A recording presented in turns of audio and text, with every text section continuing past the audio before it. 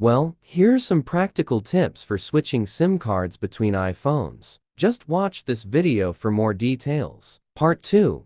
What happens if you switch SIM cards in iPhones? Check iPhone compatibility with nano SIM. Locked iPhones may not work. Activate network on new iPhone. Transfer data from SIM time varies. No impact on Apple ID or settings, but IMSAJ or FaceTime will be deleted. Reactivate. Part 3. Preparations before switching SIM cards between iPhones. 1. Check compatibility of SIM card. 2. Make sure your new iPhone is not locked. 3. Backup valuable iOS files. 4. Transfer contacts as required. 5. Power off iPhone while switching SIM cards. Part 4.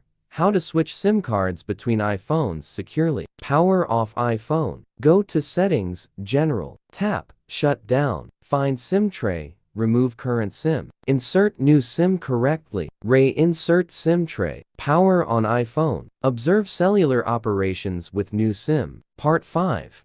How to switch data between iPhones. One-click solution. Mobican Transfer for mobile.